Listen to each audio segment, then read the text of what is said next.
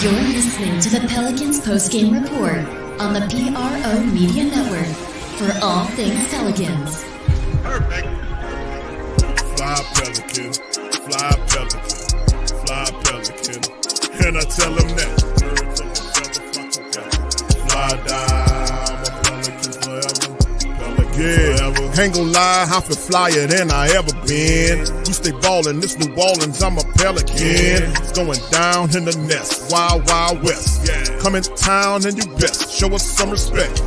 3-point threat, I better make it rain. If it's up, then don't jump stupid like your ankle sprain. Always said, never hate the player, hate the game. Jumper where the dame late, punch a train. Post game, Big Q, talking about business. Bird gang, YouTube, they ain't flocking with us. Lock up the division mission, get into the finals. Finish competition, then it's going win the title. I know this flyer than you can get. Such a threat that the ref just might call a tag. You could double, you could press, but you can't check. Right, left, slide by you like a Eurostep. Fly Pelican, fly Pelican, fly Pelican. And I tell them that birds of a feather flock together. Fly down, I'm a Pelican forever, Pelican forever.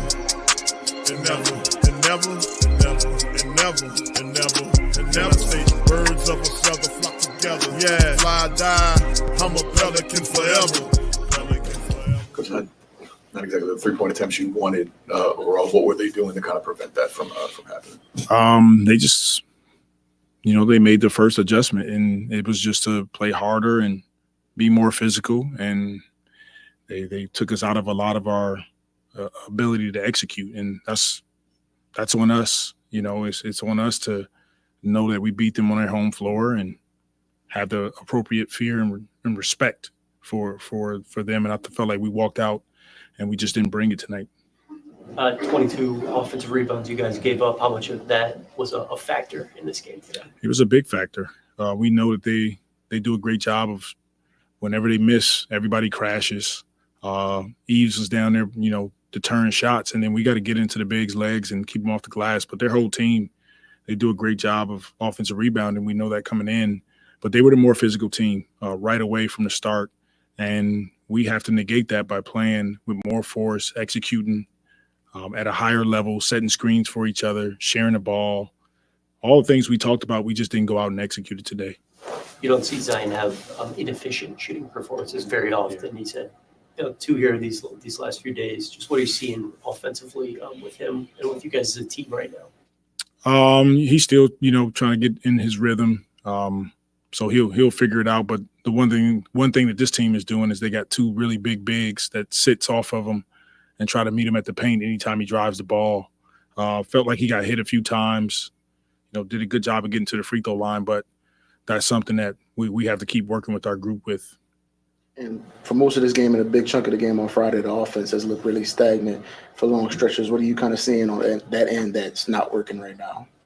We got to play faster. We got to get the ball, off the rim or taking it out, get up and down the floor a bit faster with more force, sharing the basketball, just get off of it sometimes and trust your teammates. So the guys know what we need to do. It's just a matter of us putting it all together and making an adjustment, especially with DeJounte and Trey being out. Yeah, that was going to be my next question. You guys spent so much of training camp trying to figure out what it's supposed to look like with DeJounte, and then he just goes away after one game. How much difficulties does that add to what you guys are doing right now to try to reestablish what it's supposed to look like? Yeah, it's a part of it. It's a part of figuring out your team. Someone else gets an opportunity.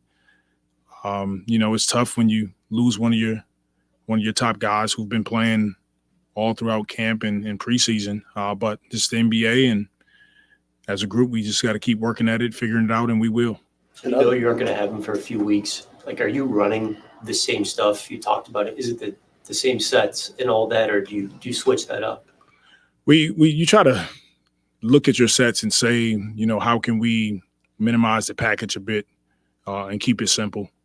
So trying to put the ball in Z's hands. He goes out, BI is touching it a bit more, handling. Same thing with CJ. So kind of doing some similarities to what we did last season. And what have you seen the last 2 games? The 3-point line, just not being able to get those shots up and make them consistently. we have to generate threes with our ability to play with more force. And what that means is, you know, we can't walk the ball up. We got to come off screens or get into our sets, and we have to attack. When you attack the paint, you know, their defense collapse, and then you got to trust the kick out. That's when we get open threes. Offensive rebound, we did a great job of that today, a really good job of that. That's another opportunity where you can get open threes. So we'll go back, watch the tape on this game, and, you know, look forward to getting better. Thank you, Coach.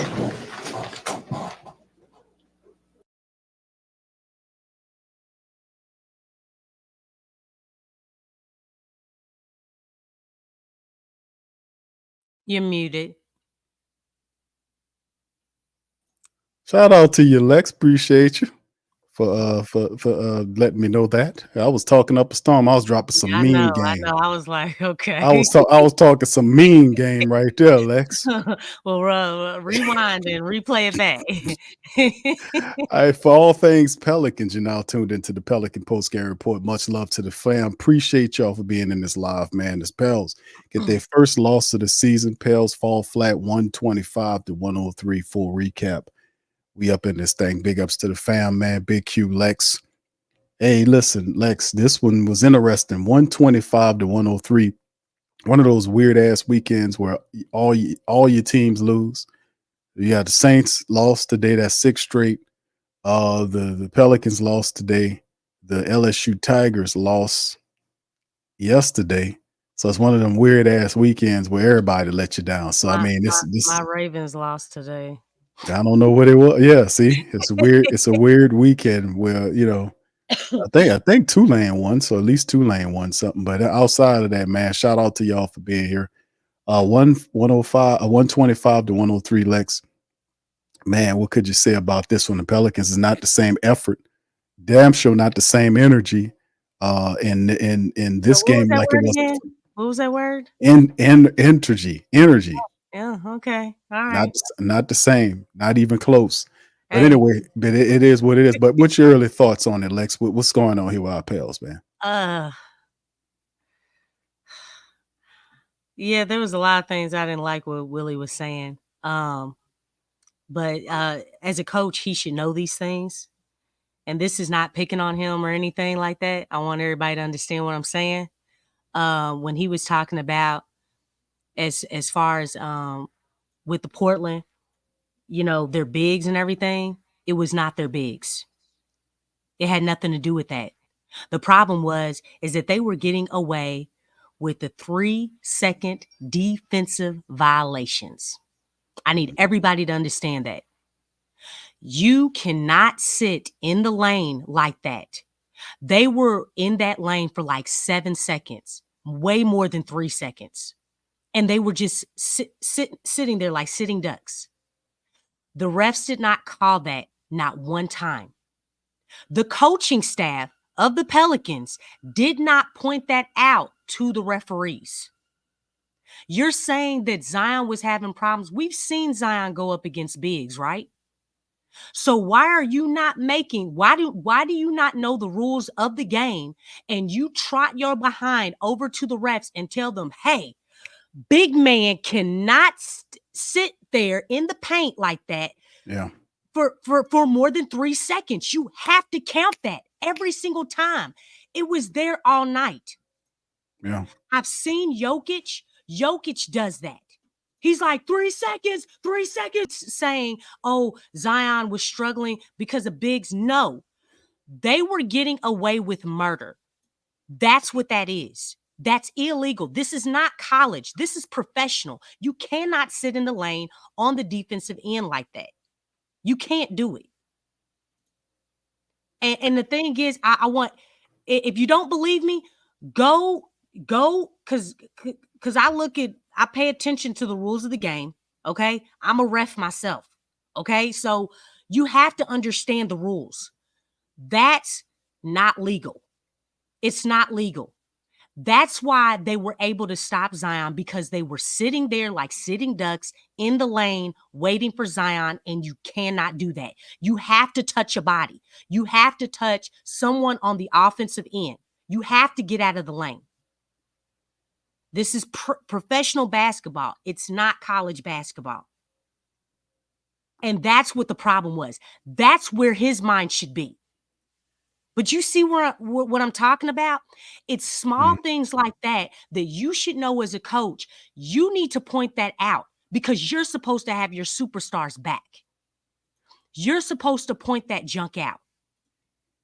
If they're he kind of got to have to step up on that part of the game. Him and the entire coaching staff have to make noise on that shit about what happened in that paint. Let's look at these in the stats, and we'll bounce back to that, Lex. Here goes some of the team stats tonight from the Pelicans: 38 of 88 for 43.2% from the field.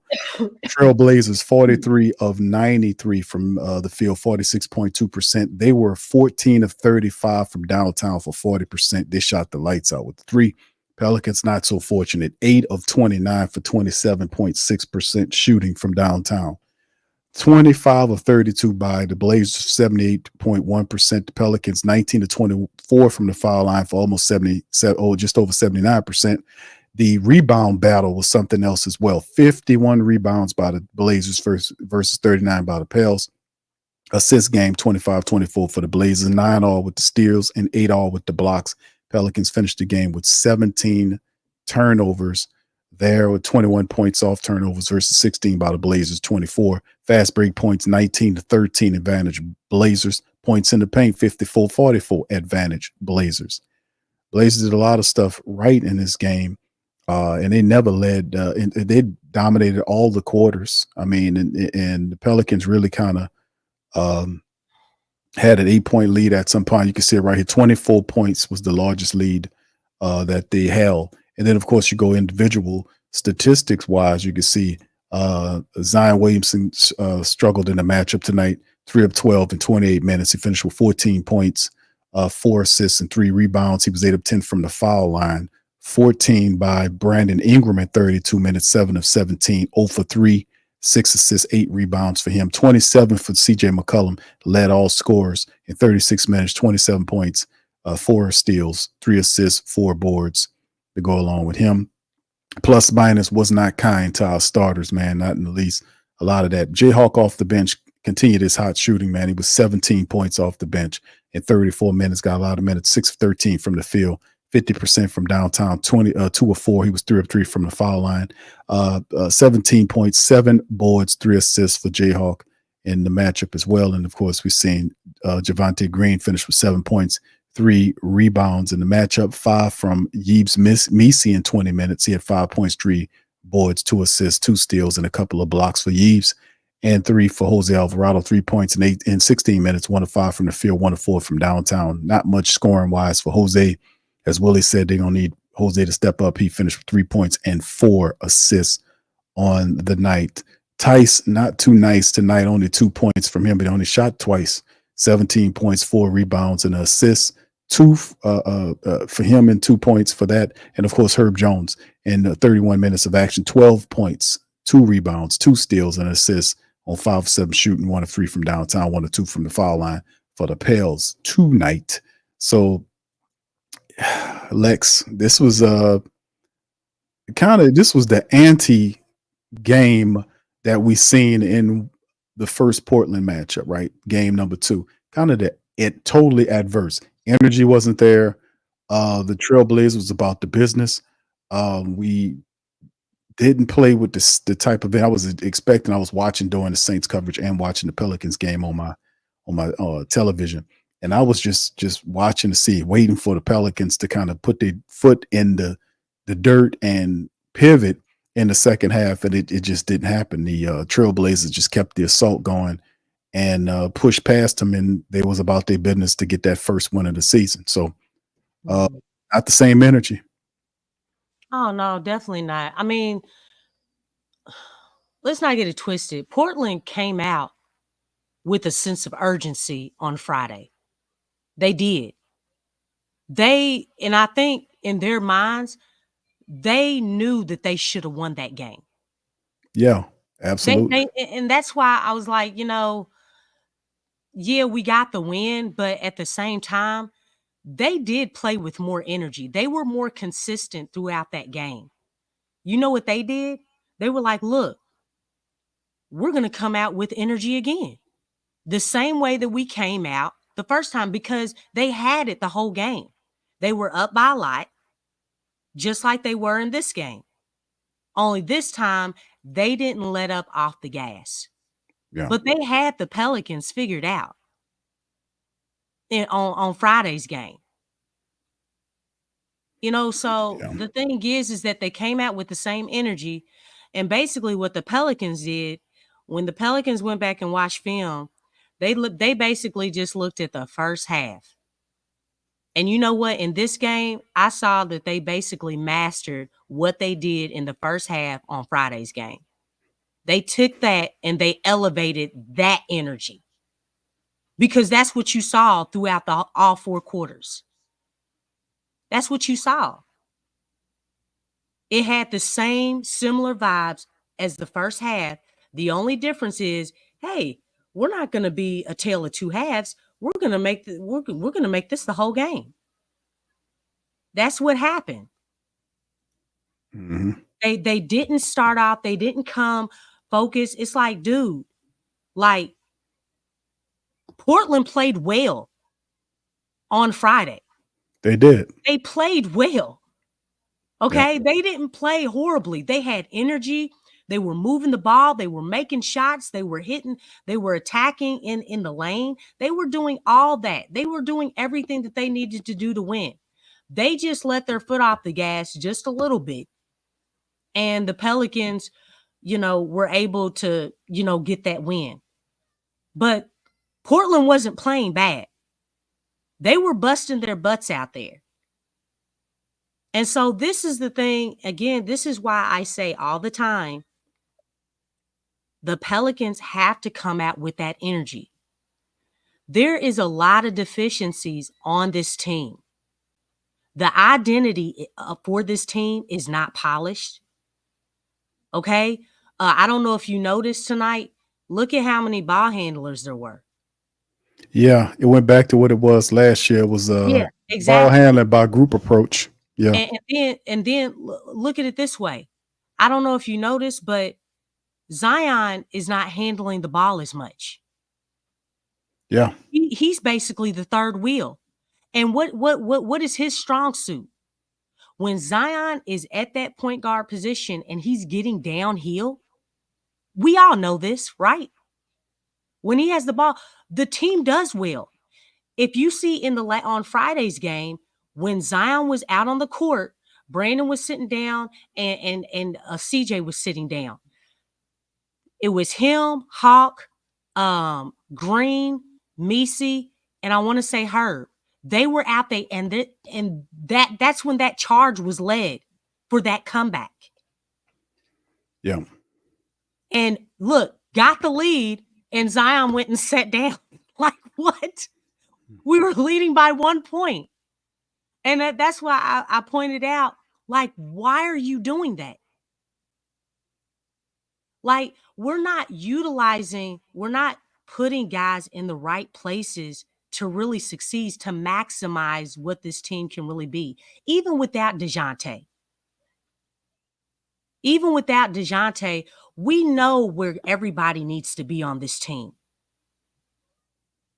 And we continue, again, we're trying to breathe underwater. We're trying to breathe in an engulfment of fire. It's not natural. The Pelicans are going against nature and not going with nature. It's a vibe there's a flow to the game. You got to position guys to succeed. You know what I'm saying? And I don't know. There's just a lot of things. And I saw this stuff in on Friday. And I, pointed some of those things out. But even in wins and losses, you're seeing a lot of things that are reoccurring from last season, and they can't be ignored. It's like, yes, we can be excited when the team wins, but it's like, what are we trying to do here? Are we trying to be a mediocre team? Are we trying to just get to the playoffs and that's it? Are we trying to get to the playoffs and go to the second round? Like, what are we trying to do? If we're trying to level up, then guess what? Those small details do matter. even in Yeah. even in wins and even in the losses, those small things matter because you're building habits right now. You're building winning habits because it's muscle memory. It's muscle memory all through regular season. And then when you get to the playoffs, that's when all those habits that you built up during regular season, that's when they come into fruition and they matter the most in the playoffs. They got to have a more of definitely more of an intelligent approach right here because Yeah. Williamson and Ingram, our two biggest stars on the team, combined for 28 points tonight. That ain't gonna cut it.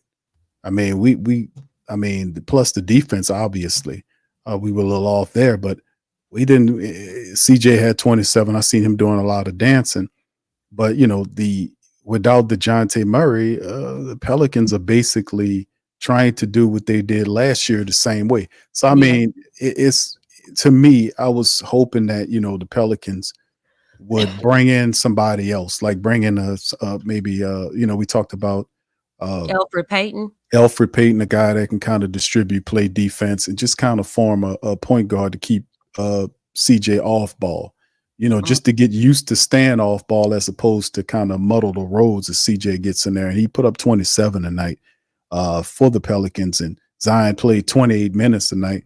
But like I said, when a team like Portland, you're right, Portland barely lost the last game. I mean, for Friday's matchup, they barely lost. They lost by 2 points. That's what I'm saying. They weren't playing bad. They were actually, they played well both games. They played well in their loss and in this win. But we still, you're right, Lex, on the coaching, and you're absolutely right on what the plays happen with Klingon up on there, sitting up, just basically set up a pitch the tent and set up in the red tonight, man. I just, Zion Williamson at 3 of 12. We need guys like BI and Zion. They got to produce, and 28 points. Characteristic too. 28 points ain't gonna work. And at some point, even if you consider Zion Williamson the top option for your offense, you gotta have to play for him. You got to figure out a way to get him involved. They're not doing that either. He's basically the third wheel because they're getting obviously they're getting Brandon acclimated. CJ, he's the second guy. There was a lot of two-man game between them two, maybe Herb. Then, I felt I had the PTSD as far as with, the Gentry days, the long stretches of Zion not even touching the ball. It's like, what's going on? That is problematic. That is problematic, and that's something that they got to fix. Now we don't make sense. Now you got to correct that. Jose said, it's not his team. If that's the case, I mean that it's not. It's just weird. I mean, we've been talking about that in the off season, and it's like, okay, he's the first one subbed out, just like last season. Last season, Trey Murphy came in for him, subbed in for him. I think he's still under some type of minute restriction because it makes no sense for Zion to be playing just 28 minutes tonight. On Friday he played 29 minutes. I think he's still under minute restriction, Lex. I think because he's not injured. Being sick does not mean that you're injured. It in terms of if it's David Griffin, it does. It's mean that. Oh my gosh. I don't agree with. Does this make sense to anybody else? It don't agree. It makes sense if you're David Griffin. Oh my gosh, David Griffin is the one that's coming up with these things, dealing with. I mean, that's not normal. That is not normal. But that's the only way you describe Zion out of all of the big names in your starting lineup. Hell, Jordan Hawkins got more minutes than Zion tonight. He got 28 minutes. I know it is. It doesn't make any sense, but Zion Williamson, 28 minutes means he's under restriction. Listen, even if he is under minute restriction, why isn't the man touching the ball? You're subbing him. He's the first guy subbed out. So why are we not, making an emphasis to get him the ball so he can get acclimated? And he's on a minute restriction, and he's the first one subbed out. Does this make sense to anybody else? No, they're not playing for him right now. That's the point. The Pelicans, I don't know what kind of offense they got going on, but anything that they have, if Zion's healthy for whatever time frame, They need to be playing through him in some major capacity. You have to be able to utilize him as the central part of your offense. And a lot of times they're not. They're running it through CJ. CJ is now the point guard, which that's something that I don't want him to do because he's too selfish with the ball. Brandon Ingram, doing his ISO thing kind of slows things down. I like the Pelicans to be a lot faster. When Zion has the ball, their rhythm is different when you're operating it through him. So it's the thing about them figuring out, and this is a large portion of what happened last year with the Pelicans, saying that Zion, we're not basically saying Zion, but we know Zion is obviously the central part of the team. He's the guy that everything's built around. If we're not going to play through Zion Williamson the way we need to, then I don't understand what they're trying to do. But if I'm the coach, I want to figure out a way to get Zion involved in these games because he's a tough cover. By him getting involved, it makes everything easy for these other guys, my shooters. It'll make the game a lot easier as opposed to operating for a CJ McCollum or a Brandon Ingram. And CJ did well tonight, 3 of 10 from downtown. He finished with 27 points. I love the fact that they're getting Jordan Hawkins involved.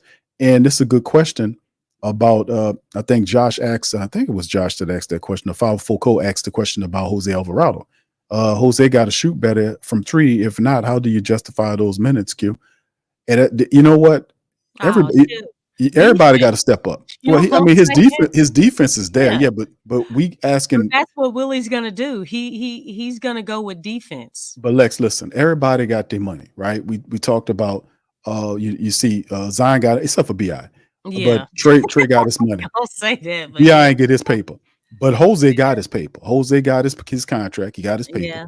And Jose need to elevate his game. He really needs to step up. He got that paper. He played tonight for 16 minutes. Got 16 minutes off the bench. He was 1 for 5 from the field, 1 for 4 from downtown. He finished with 3 points. Now he did give you 4 assists and a steal and a block, and he brings that energy, effort. But when guys like DeJounte Murray is out, Jose's defense, and he got to bring more offensive game as well. Like I said, tonight the Pelicans lost by 22 points tonight.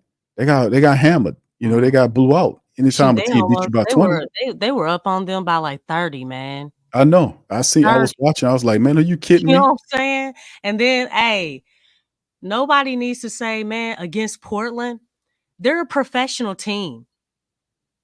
They're a professional team. When you have a team that comes out with the right energy, you know what I'm saying? Like, and they really want to win, that can change. I don't care.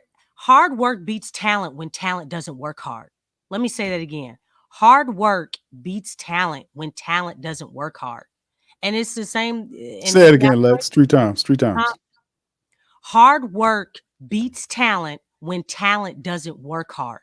You can have all the talent in the world, but if you're not coming out with energy, with effort, okay, with some violence, with that it factor, they had that tonight. They had the quicker step.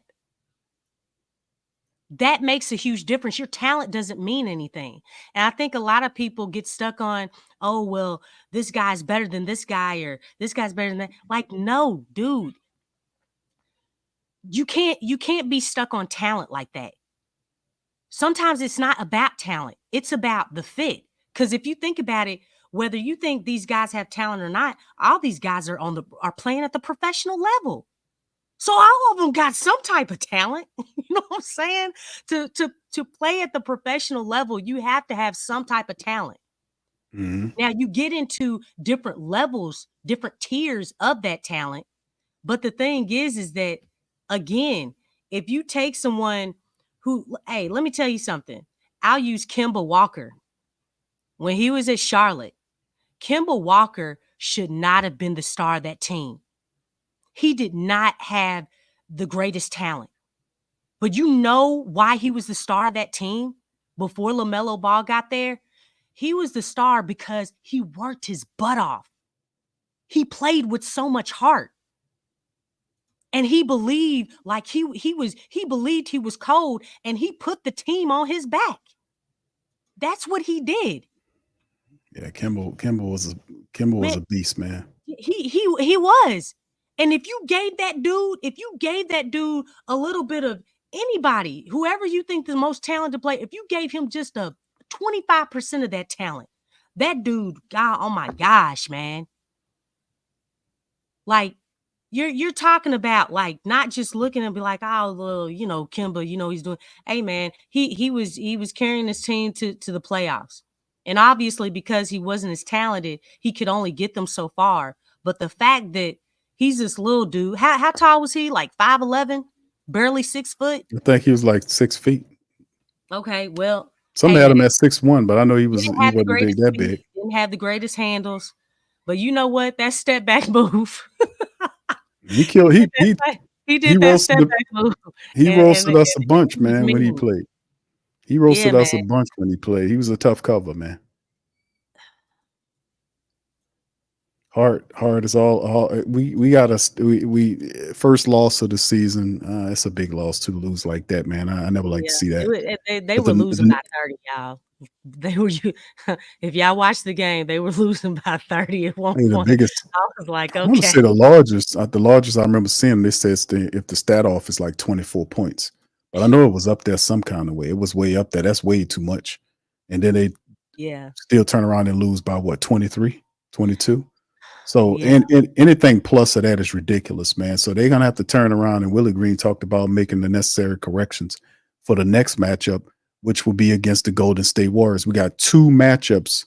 The Pelicans. They've been blowing their men out. They've been blowing everybody out thus far. They're looking good. 140-104. They beat the Trailblazers. This same team we struggled with. They destroyed them. That was the first game of the year. They hammered. Showing your alpha and your dominance. That's what you're supposed to do with these types of teams. They hammered the Jazz 127-86, and right now they kind of locked in the battle right now. Say? What was that score again? It's 127-86. Oh, that's who the Pelicans playing next, y'all. They got them now. Right now, they're currently Golden State's currently playing right now. They are taking on the Clippers, and the Clippers right now kind of at halftime. Second night of they back-to-back too. And they doing all right now. Now as at halftime, 59. Yeah, this first half. Oh, okay. Halftime right now, and Curry with 11 points, 3 of 6 from downtown, 10 from Kuminga, 9 from Wiggins. And of course, Jones and Harden right now has 15 points, 14 from Jones right now at halftime. Clippers up 59-54. But we have this same Golden State Warrior team, man, in 2 games in the center of next week. I think Tuesday and Wednesday, the Pelicans will match up with the Golden State Warriors. So this is going to be an interesting matchup. Pelicans have to clean up. Yes, the 29th and the 30th. Will be the times when we'll be able to see these games matched up against these 2 matchups here. So it'll be one game the next day. So they have a few days to kind of get it together, and then 2 tough matchups back. It's an early test. Golden State playing really good early on. Pelicans, I think the Pelicans should level up that energy, Lex, and get ready for Golden State. Keeping pace with them shooting 3-pointers, man. Jordan Hawkins has been doing his thing. CJ McCollum's, but I don't know if you want to do him with that game. You're gonna have to knock 3-pointers down. Willie's philosophy is to try to get 40 of them per night. That's his philosophy. Tonight, 3-point shooting for the Pelicans were 8 of 29, so they were about 11 shy of Willie's 40 barometer. So Golden State and the Pelicans setting up for what is this? On Tuesday, I want to say the game is. Sunday, Tuesday and Wednesday. So what did they look like in the rebound department? Because I think they tied Portland on Friday. Which game you talking about, Lex? Oh, the game on today that just happened. For the Pelicans? Yeah. Rebounds. Oh shit. The Pelicans had Portland had like 50 rebounds. What was it? Let me bring it up again. 51 rebounds to Pelicans 39. And that effort. 22 offensive. Because the thing is, I said before the season started, I felt, there's going to be more games than not where you're going to 22 offensive rebounds. 22 offensive rebounds, man. Oh yeah, man! They got so many possessions. That's why I was asking how many rebounds they got, because they got a lot of opportunities. Yeah, 22 offensive rebounds. They had 51 total rebounds. 22 of the 51 were offensive. That is utterly That's ridiculous, man. That's out of sight. But go I ahead, Lex, mean, what you saying? we need to work on boxing out. Go back to fundamentals. Go back to fundamentals. Because out jumping somebody is not going to do it. But boxing out is definitely going to help. Yeah, the rebounding is definitely going to be a consistent problem. But that's why this team has to adopt, like, it has to be a collective effort from the whole team to hit them boards. Because I think there was quite a few times I saw where it wasn't nothing but white jerseys down there. Everybody else was starting to run back down on defense. I'm like, are we gonna try? so they're not getting out in transition. Well, that's what I was talking about with Willie's system. I asked the question several times last year about him in his 40-shot philosophy. What about the offensive rebounder? We need you got to get somebody there just in case the shots that you're trying to put up, you miss them. Somebody that'll clean the glass. I mean, you can't just pretend like we're gonna just take a bunch of goddamn shots and we one hit a quitter. I mean, that philosophy to me don't make any sense. You got to be able to rebound. I have a guy that be able to offensive rebound for all these missed ass shots you're gonna get, and somebody that's gonna clean up the paint. But 22 offensive rebounds tonight that's a lot of points on second chance shots. Which let me pull up the second chance shot stuff. This particular graphic doesn't do it, but the other one does. Hold on, let me pull that up because that'll show a lot. You have 22 offensive rebounds from one team. Usually, that means they cleaning up that glass with second chance shots. Yeah, seconds, thirds, fourths. Possibly fifths. Yeah, you're not kidding. Hold on, let me see if I can pull this up, man, because that's ridiculous. At every high level you could possibly imagine to have that many freaking offensive rebounds. And hold on, let me pull up my chart here, see what I can see. All right, let me see here. Points in the paint, second chance. Well, second chance points was only 25-25. That's surprising. Is that the right number here? Yeah, that's the right. Let me put it on screen here for the family members. Here it is right here. Biggest lead, they had 24. The longest run was 10. 7 lead changes. And of course, you can see right here the second chance points.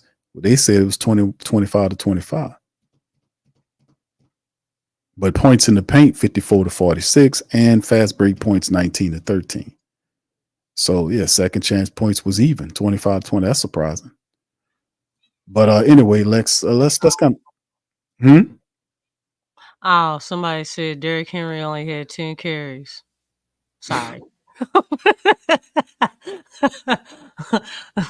Yeah, something wrong with that, Stacey. Something wrong with that. We're trying to get rid of our guys, so y'all trying to get rid of this goddamn coach down here. But let's look at the Golden State matchup, Lex. Besides the obvious answers about energy, matching their energy, and also I would have to add in there IQ. I would have to add IQ, high IQ basketball, and we have to play some defense against Golden State because I hope we don't go in there talking about we're going to try to outshoot the Golden State Warriors and beat them at their game. And like I said early on, man, we got to get it together, man. They got to figure out how to use Zion Williamson to run the point Zion system, because during this group point guard situation, it basically puts us back to what we were last year in a state of confusion of who's handling the ball. So, that's why I was preferring to have a veteran point guard, like Alfred Payton. Somebody mentioned Markelle Fultz.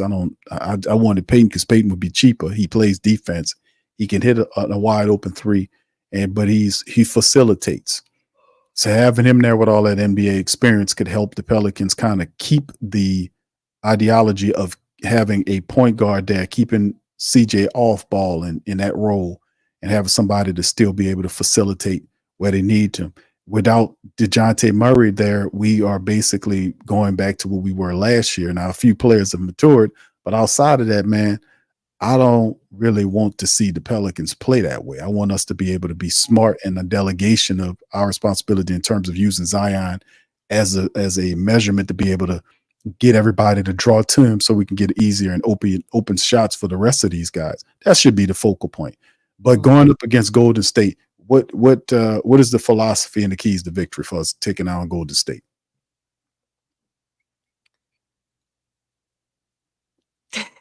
Because you said other than energy. Discipline, man. Just having a stronger game plan as far as, it's just a stronger identity. And I know when you talk about identity, that's something that comes over time. But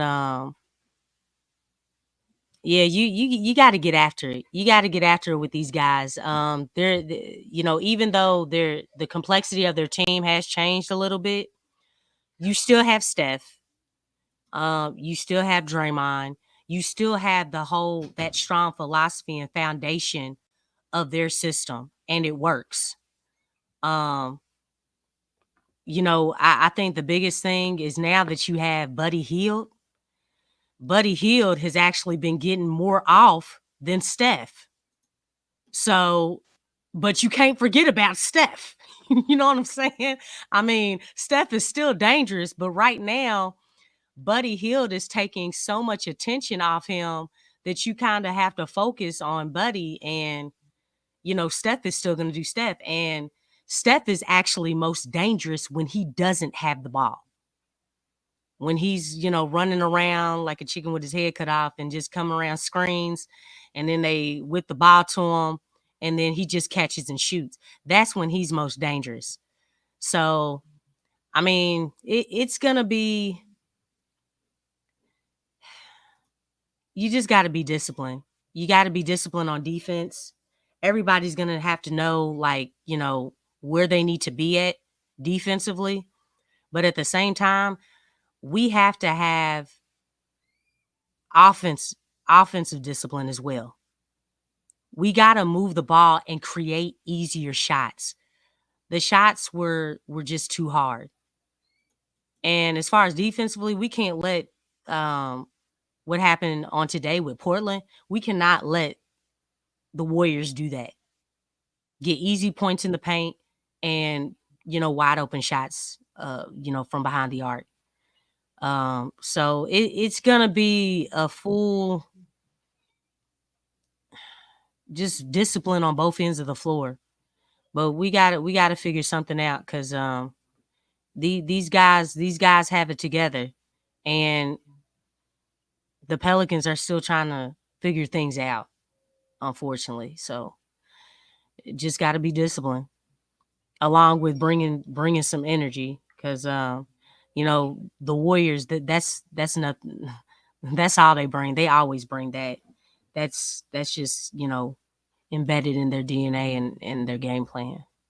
Well, and Draymond Green and Steph, it's just a Yeah. fun style system that these guys operate with. Man, that's what it is. They play basketball. It's fun. The shots are, everything's wide open.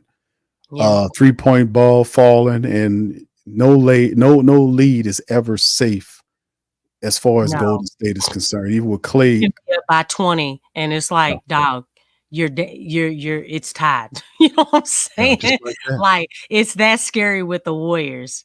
You have to keep playing. You cannot take your foot off that gas, especially if you build some type of a lead. But they do play a lot of small ball. Mhm. So that's one thing that helps the Pelicans, because Willie Green wants to play small ball.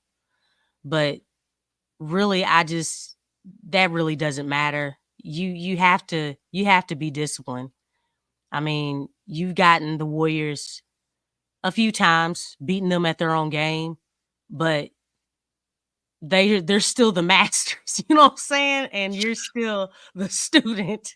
You know what I'm saying? Trying to get to where they are. Y'all heard in the pressers on Media Day with Griff, Bryson Graham, and Willie Green, they compared the Pelicans to the Warriors on many occasions. They always use them as a, I guess, what they, Barometer. huh? They use them as a barometer all the time. I don't Yeah. know. I think they need to stop doing that shit. Yeah, they really do. And Zion actually came out and said, like, what? Did you say the Warriors? No, we're No, not going to do that. no, They're the Warriors. The right. Pelicans are nowhere close to that. And I'm glad he said that because according to, Griff, Bryson, and Willie, they really are stuck on, kind of mimicking or being a mirror image of the Warriors. And they don't even have the personnel for that. But they still use them as to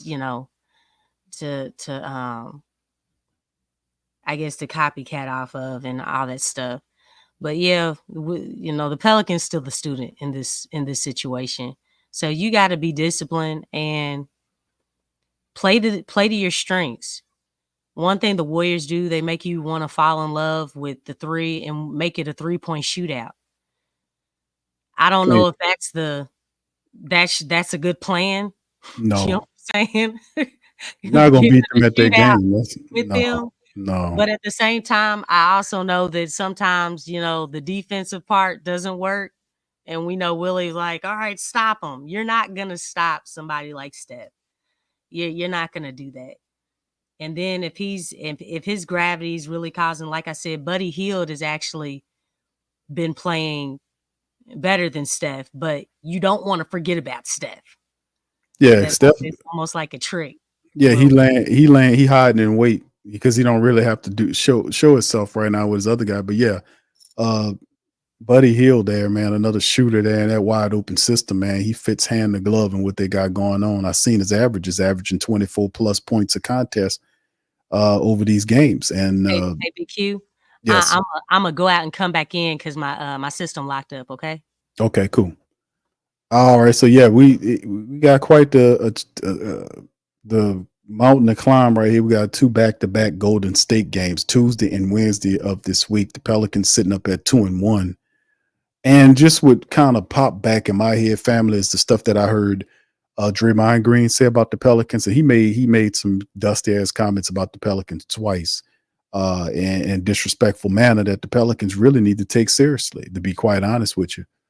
And it's about time for them to handle that business. That's what we need to do. We need to, and this early on with Golden State, but having them in back-to-back games like this, I don't expect us to sweep Golden State. It'd be cool if we did, but we definitely have enough people to be able to get a win there.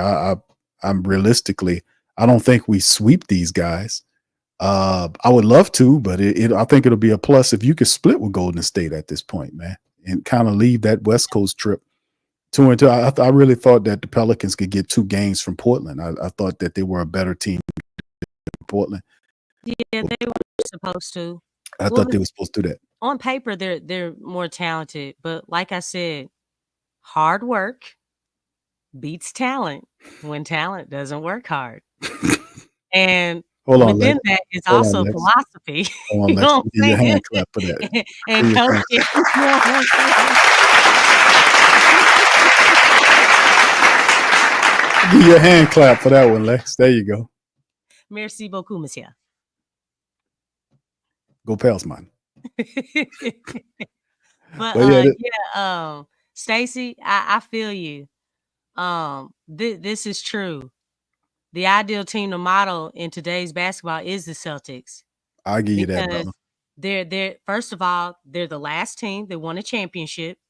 And a lot of times, whoever's that last team to win the championship, they're setting the new precedents of what teams are looking to model after. So that is true. But the Pelicans, the way the Pelicans work, they're kind of delayed in some things and still like some years back. You know what I'm saying? It's Willie's connection to Golden State. That's what I think it is. Okay. And their philosophies and it's his connection though, Lex. You know, he was on that, he was a member of that team. So his connection, that's why he's drawing from the Golden State. Yeah. His Golden State experience. That's what he's saying, that based on what he was seeing there, that could be a model for them to build after. But it's a lengthy model because that kind of stuff, you might not see that in a long time to see what they was doing, how they were shooting the damn ball. Steph says, do you think they can get at least one of them? I would hope. That's my only. I don't think they're going to sweep the Golden State Warriors. I would want one split with them. Is what I want. It depends on them. Yeah, it depends on them. You know, what Pelicans team are we gonna get? You know, because the thing is that they got away with one on Friday. Okay, and I keep saying that game could have went either way. Just being realistic, because again, Portland was playing well. Portland was playing well in both games. They just, is for them, I think in their minds, we let that game slip. We should have won that game. They probably feel like, hey, we should have won both games because they were playing like that. Yeah, but the Pelicans said, hold on, we want this. And they held them to 19 points. The Pelicans put up 30 and wrestled the game away from them. Now, then again, the Pelicans left a lot of points out there. If the Pelicans missed 10 free throws, that game shouldn't have been close if the Pelicans was hitting those free throws. They missed 10 free throws. So like I was saying, it shouldn't have been a 5 points or whatever the case may have been. 2 points, I mean. It should have been a lot more than that. It shouldn't have been close if they were fundamental. But Portland felt like that. Chauncey Billups was upset. He was pissed off. He was in that game. He was upset. You see how he behaved in that game. In the second game, he kind of really he was about that business, and he bred fire into them guys. Yeah, and lit them up, and they went in there and beat the Pelicans breaks off. They beat them 20? Yeah, almost by 30.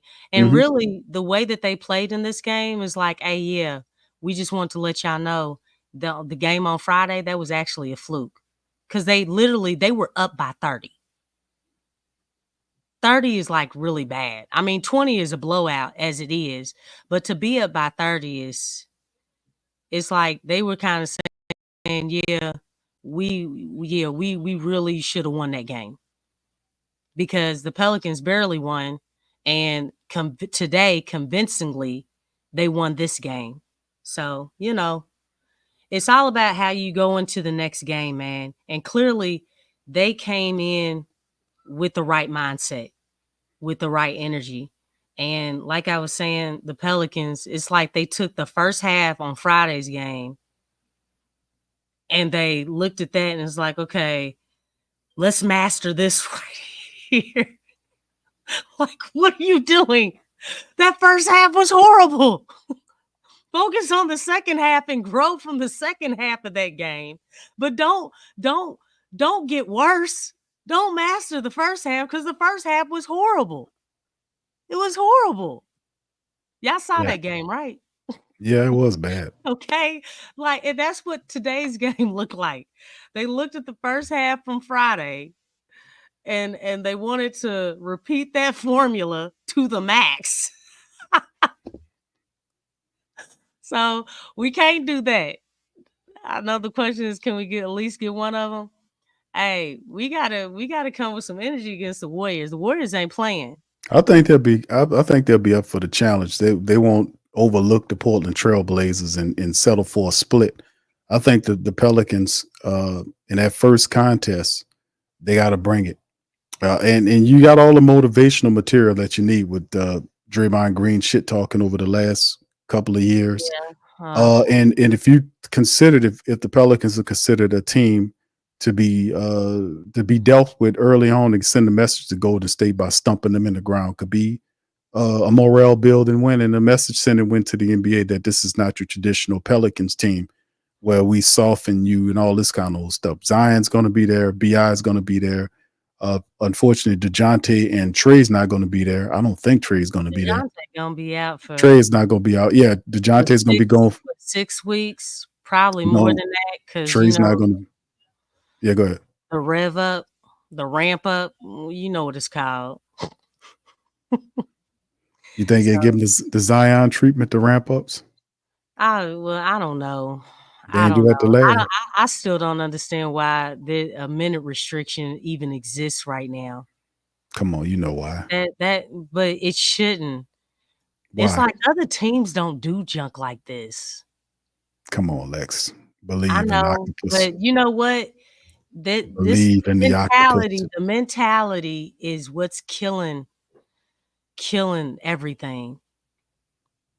It really is. The take is it's a long season, so they with all of the these We people gonna be saying the same stuff. I don't know. these people are these the people. playoffs. Big Listen, Lex. I'm telling you, these people are gun shy. In particular, the octopus Oh is my gun shy. gosh. Over the last 5 years worth of injuries that appeared for Zion Williamson, and then 70 games out of them last year, only to get right to the effing cusp and step funny, and he gone.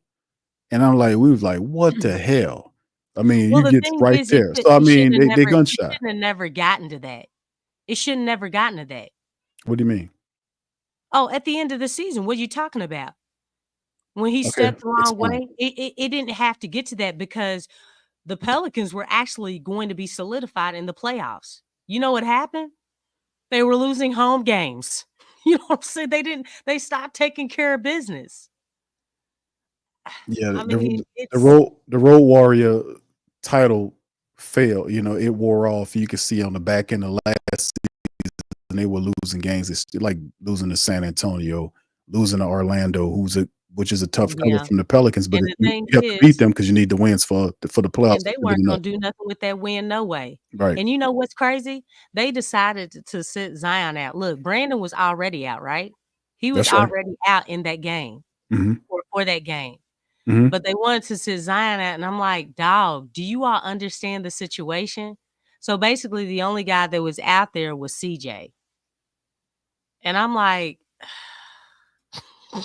y'all ain't serious. And it was over something just like that didn't make sense at all. This was very important. Very important. And y'all just didn't make the right decision.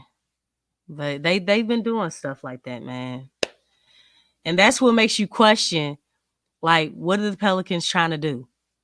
When you asking that question every single time, what are the Pelicans trying to do? What y'all trying to do? And you know what? They did exactly what they said they were going to do. You know what that is, BQ? They got to the playoffs. They got to the playoffs. That's a Kawhi laugh right there. You know what I'm saying?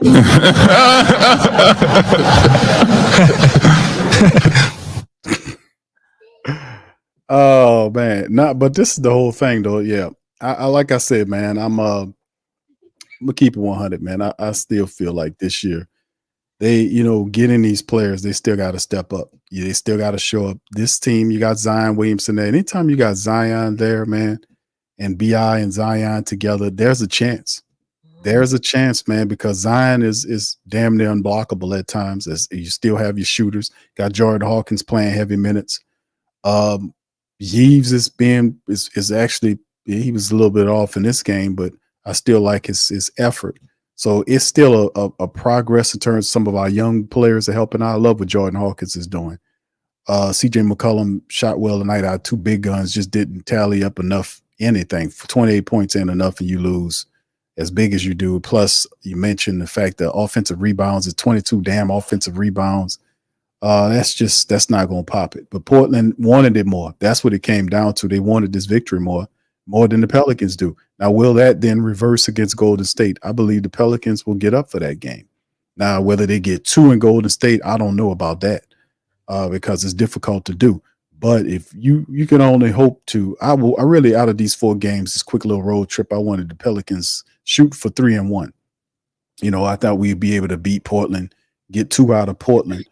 That seemed more realistic because they were spaced well, where we beat them on Friday, then we got a day the next, and then we off Saturday and Sunday. We go there and knock them in their head late again, then move on, go to Golden State. I felt that'll be a better 2 wins than going to Golden State and talking about beating Golden State one night and then the next night. I just don't see that kind of shit happening. So I wanted 3-1, but I settled for 2-2 coming back to the Big Easy following that. But yeah, it's an early test. Remember, I forget who said this a couple of streams ago when somebody was like, we could win 10 games in a row. Remember, I was like, look, we just need to get to 5 games in a row because the most we've won in a row was 4. Hey, am I making sense now? I'm sorry. I just had to mention, I don't know who said it. I don't remember who said it, but I'm just saying, we gotta condense that down. Let's get to 5 games in a row because we never got past 4 on last season.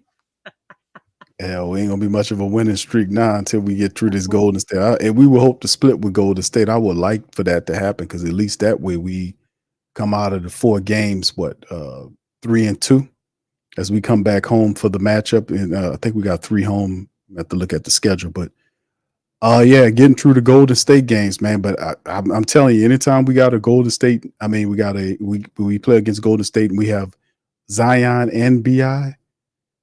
You know, in these games, anything's possible. So we just got it. Like we always say, man, they got to work on this high. They got to do better high IQ basketball, man. No doubt about it. They got to be able to do better. They got to be more disciplined in their approach or how they delegate or put Zion Williamson through this offense, man. We got to do better. We're gonna need these other guys to step up. The others have to perform, you know, and we're just gonna have to flow with this, unfortunately, until DeJounte Murray gets back, man. So that's where we are. So next matchup is Tuesday and Wednesday against the Golden State Warriors, who are currently right now trailing with 4:32 in the third to the Clippers, 74-69. Steph has 15, Wiggins has 18 points, and 17 for Harden, 17 for Zubac, 14 for Jones in the matchup. So you go 74-69. Clippers 1-1, Golden State 2-0 right now. So we'll see what's going on with them. We'll see these guys in back-to-back games, man. Them schedule makers ain't do us no damn credit. All right, Stacey said, do y'all realize DeJounte put us back to square root one? Yeah, because No, yeah. no, it ain't Yeah, DeJounte. You say because of how the team playing in terms of the floor general concept. We then go back to confusion at the point guard position if you're not utilizing Zion Williamson in the point Zion role. Exactly. That's why. Hey, we cannot put all this on DeJounte, who just got on the team. You know what I'm saying? Like, I think I kind of felt like, you know, we were putting a lot on him. You still gotta have a coach that coaches. Other teams do. They got a point guard and they got a coach, right? You got a coach too. Do we? Yeah. Look, I still see things. I still see things that look the same. Okay, even in wins. Okay. Even in wins. Well, I'm like, yeah, okay, all right. Well, let's keep on moseying along. I know people gonna say Lex is just game 3. Hey man, how long has he been the coach? Oh, he working it through, Lex. He working on it. What year is this? He been in this his 4th year. Okay. 4 years. And we look like last season. You know what I'm saying? I ain't gonna lie to you. This game right here, I it was mean, come confusion. on, people. We should be growing, like seeing, like, you know, hey, you learn more about your personnel on the team. You know what positions to put them in. I don't understand why we are so delayed and reactive as far as using Zion at point, when that's his strong suit when he's at point, getting downhill. You know what I'm saying? I mean, I'm still confused. Like, why are we so slow on going to that? And the thing is, in the second half on Friday's game, they did it. Did you see that, Big Q? Yeah. They what? What are we doing? You gotta. What are we doing? I'm like, look, remember that 2 steps forward, 4 steps back? You know what I'm saying? Like, that's basically what happened in a short span. Yeah, but see, this is the thing too that I noticed too, Lex. You're right on that. I'm just the fix it is like keeping guys in their roles. The game doesn't have to be hard. No, but now I'm saying things get muddled. That's what's going on in society right now. The muddling of roles. Like one person's role is being demeaned versus another person's role. Yeah, When that's basically it. yeah, right. So the way to fix this is to keep the roles separate. Like I want to keep CJ McCollum off ball. So I'm gonna have to, if DeJounte Murray is hurt and he's going to be gone for an extended period of time, I'm going to have to fill that position with somebody with that similar skill set. He won't be an all-star like a DeJounte Murray, but a guy like I said, a player that fits within the financial ramifications of your team. Alfred Payton type that's been here before. You know, he can play, he can facilitate, he can hit an open 3-point shot. A guy like that who has good size, Alfred's like 6'3", 6'4", something like that, who can guard some of the guys. Having him here and to facilitate and to keep guys in their proper roles, keep the organization, the team where it belongs. If we don't do that, then it's blurring of the lines, because now you're asking CJ McCollum to play point guard, and CJ McCollum is not that guy. We don't want him for being the point guard running the team because he's too selfish with the ball. Now he did dish He today. dribbles a lot. He does. He slows everything down. He's not a facilitator. A He's lot a of windows are being missed. Oh my Yeah. God. I'm just of course it looking and is. I'm like, can you stop dancing and get the No. ball through that window so we can score, get it easy? But Lex, easy that's not score? that's not what he does though. Every now and again, I know. CJ will see a pass that he can make, but that's not what he does. His mindset is that of a scoring too. And that's why I was saying that if Willie Green wants to maximize his whatever his scheme is, he's going to have to keep those roles separate. Don't have CJ operating the point guard role. Keep him off ball. Get somebody else to run the point guard position. Somebody mentioned, they said Jose. We talked about Jose Alvarado early on. Jose got paid. Jose got paid. Jose status in this offense needs to go up a bit. DeJounte is hurt, then maybe you need to look at moving CJ in there. Jose. Only problem is what happens off the bench. So that's why I was saying. Somebody mentioned, Josh says Markelle Fultz. I don't know how much Markelle Fultz is going to cost for the Pelicans to go ahead and get at him, brother. I don't know. I don't know if they'd be willing to kind of pay that kind of money for him right now. Right. Well, yeah, he is. I think He a free agent. No, he a free agent right now. Last time I checked, yeah. but I'm just saying, he's probably ain't on the team because he's expensive. I know he won't be. I didn't know he was a point guard. I never saw him as a point guard, he wasn't drafted into the league as a point guard. He was a two guard. Yeah, this is what well, listen, this is vet minimum. That's what Josh. I don't know if Markelle Fultz taking a vet minimum, and like I said, I know what I would go with Alfred Payton. Not no disrespect to Fultz. Josh is throwing him up in the chat, but I'm just saying who we had here. We just had Alfred Payton here a couple of weeks ago, a week or so ago. Him understanding he's been in before, he can do that role, which would keep everything where it belongs. Like you can already familiar with your personnel, with the right. He's been here before, so having him here would be able to help the Pelicans keep the roles where they need to be, where you don't have the blurring of the lines affect where there's disorganization going on, because you got to have this guy handle the ball, this guy handles the ball, this guy handles the ball, and then they do all of this, and then they do not designate a player to hold or handle the ball at the clutch time moments of the game.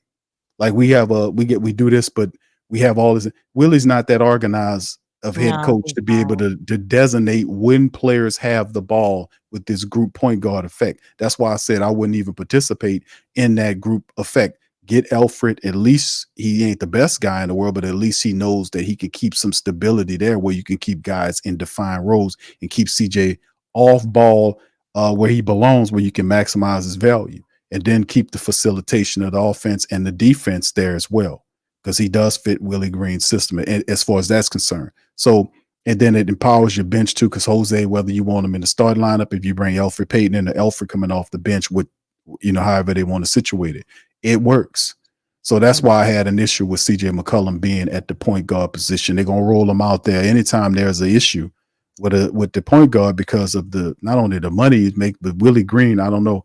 Willie Green is not seeing that. He thinking these guys could flow, man. Their tendencies, CJ McCollum's tendencies, it works against the team dynamic at times, especially when he's the guy that's holding the rock. Yeah. So I that, brought that's something we have to look at. this comment that Josh says Zion can't run point consistently. How do we know that? Josh, are you Has he actually played point consistently? Has Willie Green actually played Zion at point consistently? Because if you ask me, I would say no. So we don't know that. I mean, there was a small size serving that and I don't know if Josh is making reference to this point, but in thinking about it, there was times in games where I seen the Pelicans having Zion there and they were giving him the ball, Yeah, and it but it's seemed been like broken. but I'm saying it seemed like conditioning at times with him when they were doing that last year. Kind of, you could see he kind of wore down with it. You know, I could have seen conditioning as an issue last year. Now I What, did in see the that. beginning of the season? No, Because in the second half of the season, they did go to it more, but there were still games where they were peppered in where the game plan changed. well, this is the thing too. Like, how much of the point Zion are we talking about here? How much of the percentage of the game will be operated with point Zion and Willie Green's system? Let's I don't even feel like focalize. we've gotten a true sample size of it for real. Well, let's put it out there, because this is something we talk about point Zion all the time. But let's analyze it for a second. And I want the family members in the chat to fill in. Give me the Pelican faithful. Give me your thought process. Let's break it down in terms of percentages. How much of the point Zion with our floor general out, how much of the offense should be focalized to Zion Williamson in terms of point Zion? Give me a percentage, realistically speaking. What you think, Lex?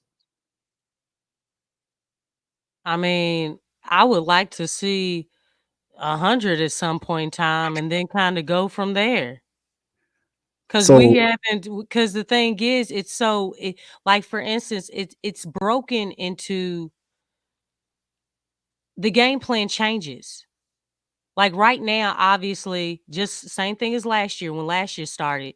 One thing on media day that was said on last year, Brandon said, Borrego's gonna have the ball in my hands a lot. And it's almost like the same philosophy this year.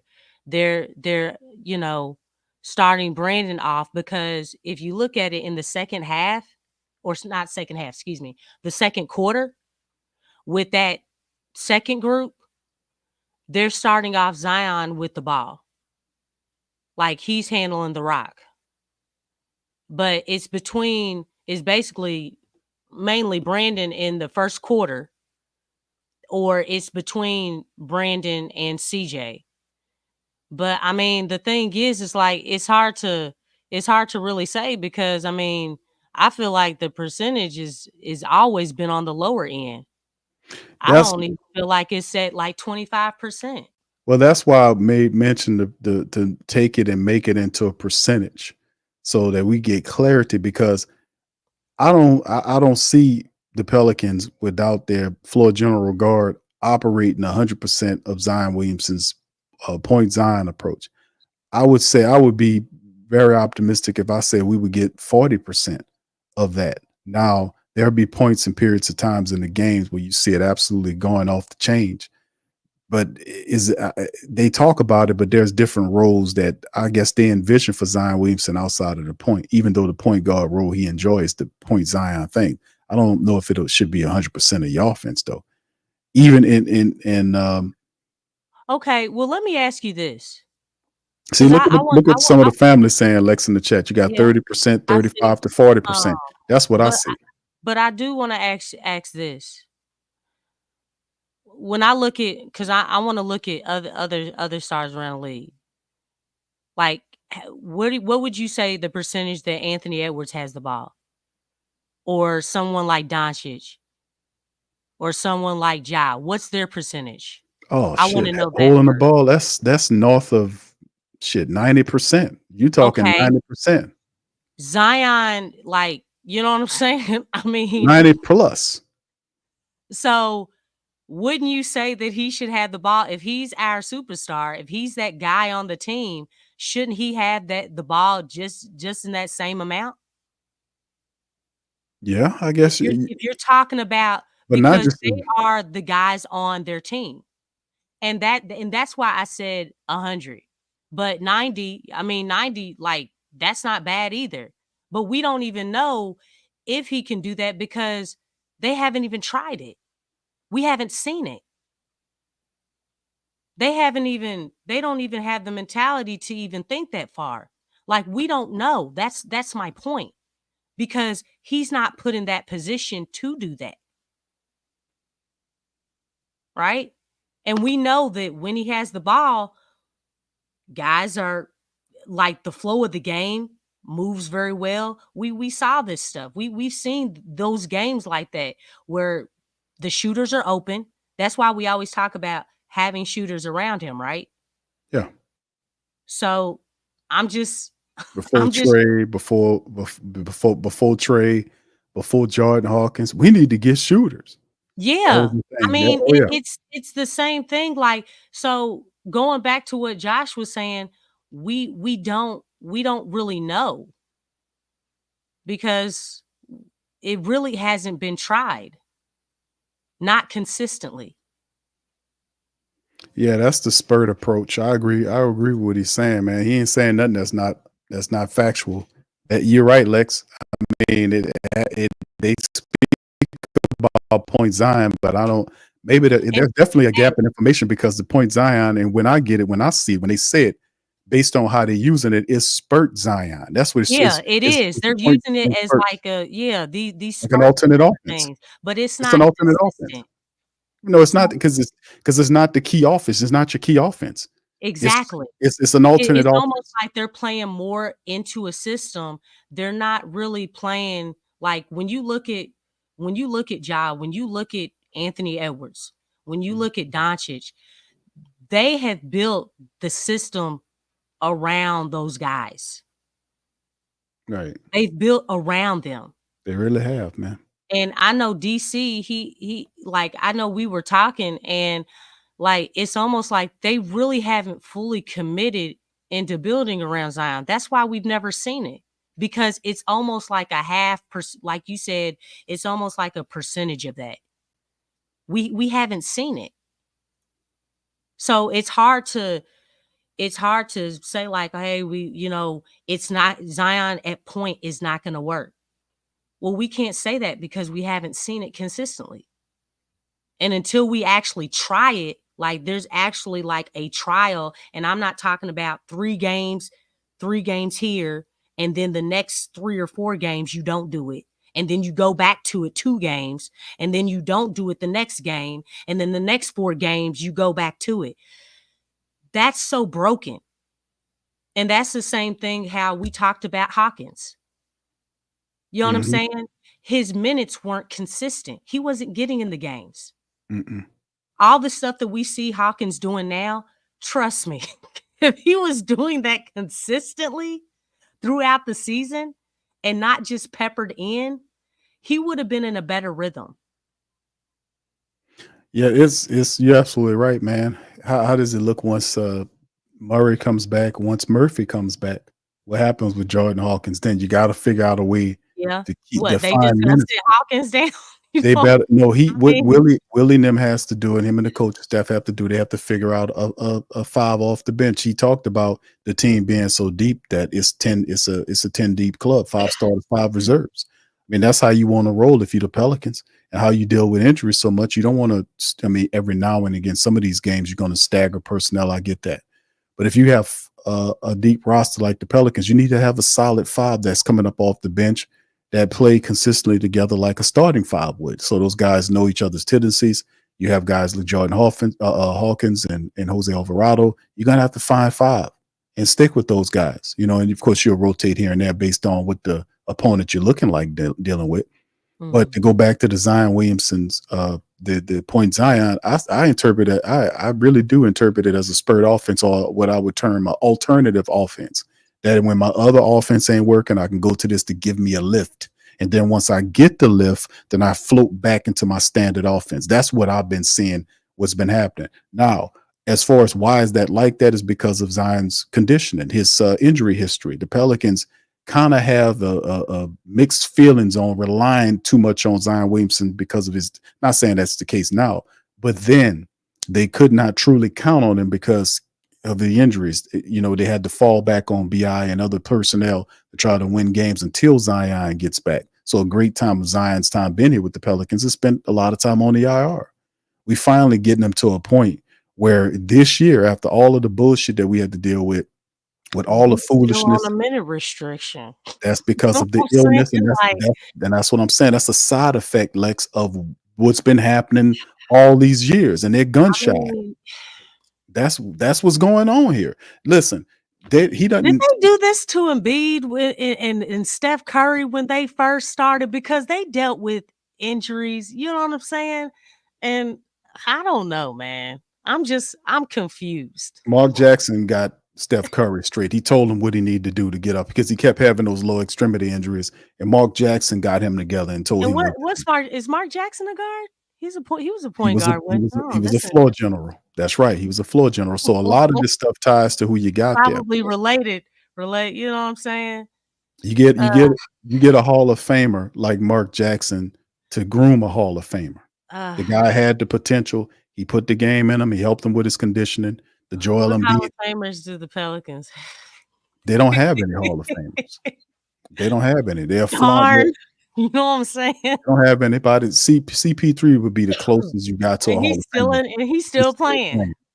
When he finally retires, he'll be the Pelicans. He'll be considered the Pelicans probably the first Hall of Fame player if he decides to go in as a Pel or however, whatever his thing is or whatever his feel on that is. But outside, that's the closest thing you have. Anthony Davis down the line.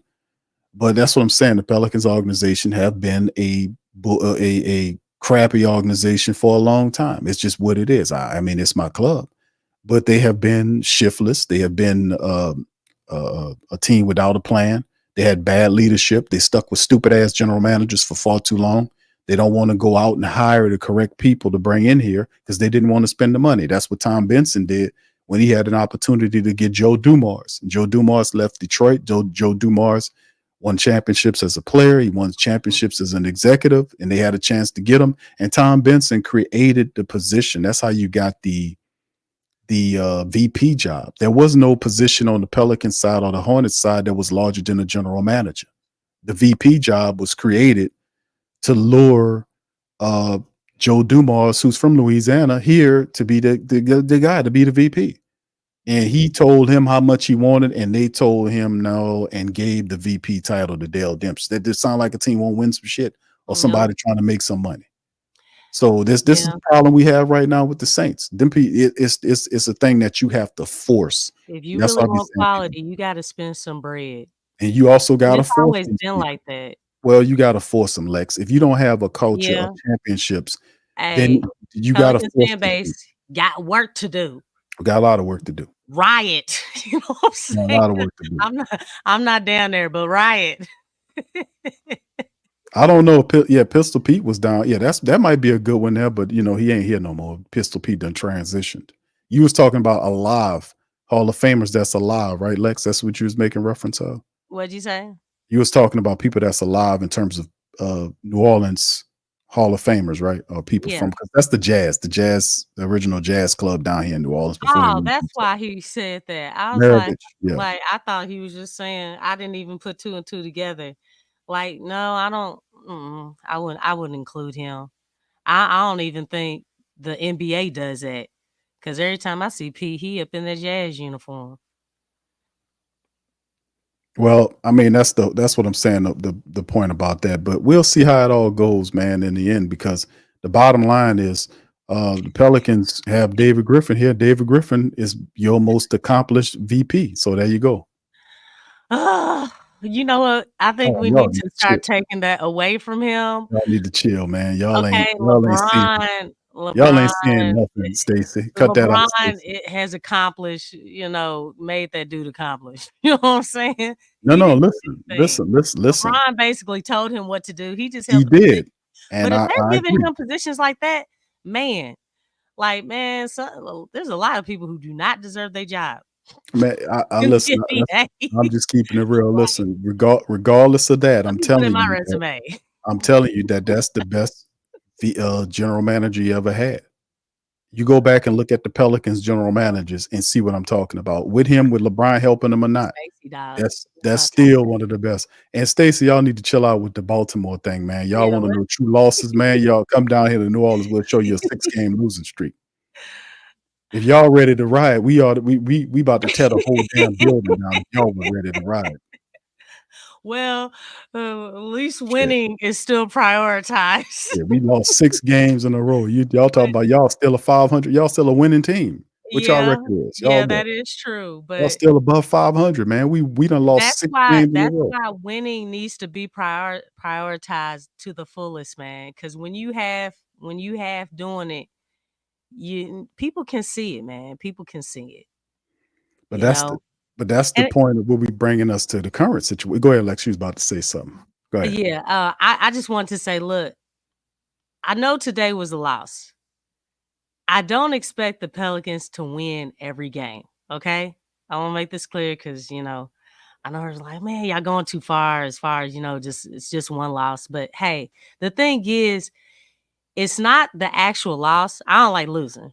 I don't want nobody to, feel like that or anything, but it's the way that you lose. If the Pelicans were playing hard, playing to their strengths, playing good basketball, and they lost, the thing is, they were doing things right. They just, the better team won tonight. But tonight, they were down by 30, y'all. It's the way that you're going about these losses that you have to look at. It's like, why are you down by this much?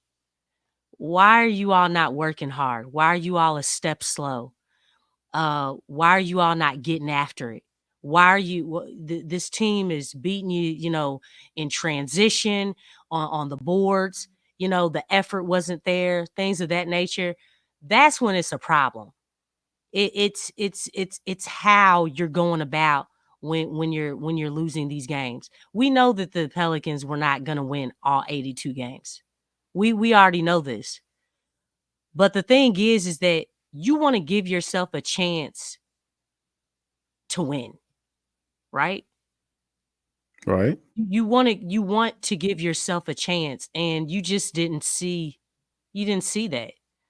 Like if they were like balling out of control, and I know we talk about, in the clutch, they were 0-24. Now, obviously you're going to have games like that, but we don't want it to be lopsided. You know what I'm saying? It's like, yeah, okay, you didn't win this close game, but don't make it 24 games. You know what I'm saying? Not in a row. Don't let it be 0-24. You know what I'm saying? I mean, it would even look better if it was like half and half, 12-12, or at least a winning record. Like, okay, hey, we know how to win close games, right? So it's just that how you're looking out there, like what's contributing, like why did you not win those games? Why did you not give yourself a chance to be in the game, to try to win the game? Because even on Friday, that was like a hard lesson. That was a hard lesson, right? Like we shouldn't look at that like, oh yeah, we won, let's relax. No, we shouldn't look at it like, oh, we got one game. All right, that's what we wanted to do. No, if you got one game, get 2 games. Right? That's how I look at it. Yeah. Like don't split. Don't have that type of mentality. No, that's horrible. Even with the Warriors. Yeah, you're going to go play the Warriors. Don't think, oh, let's split.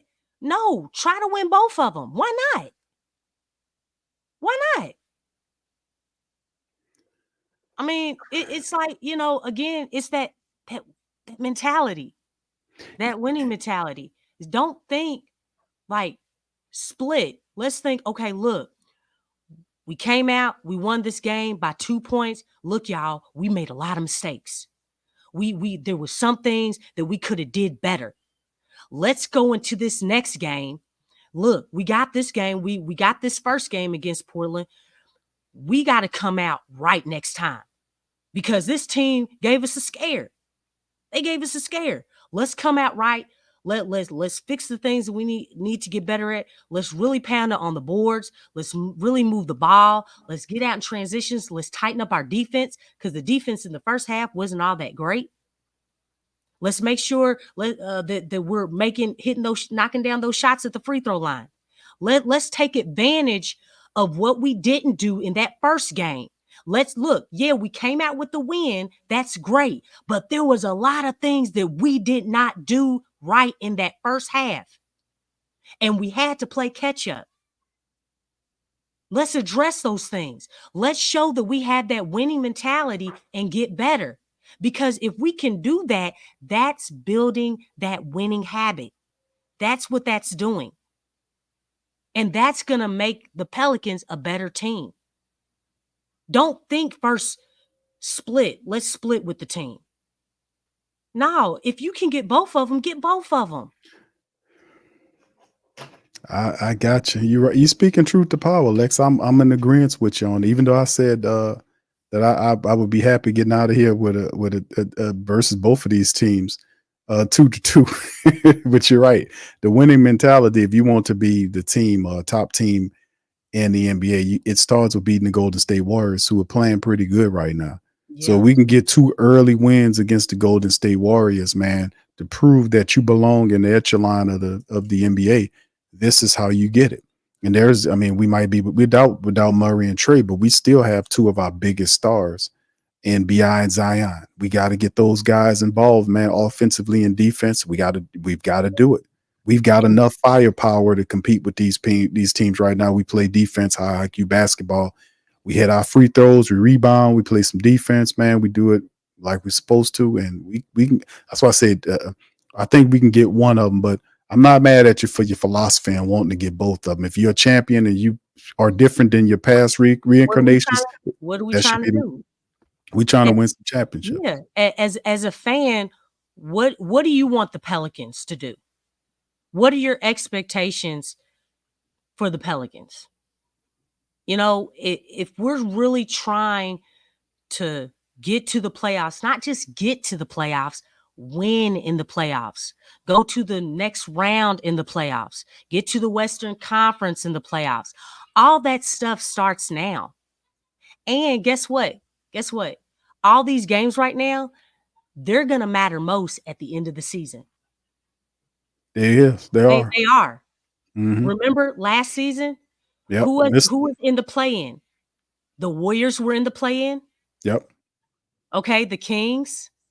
Mm-hmm. All right, the Pelicans, the Lakers, we all bunched.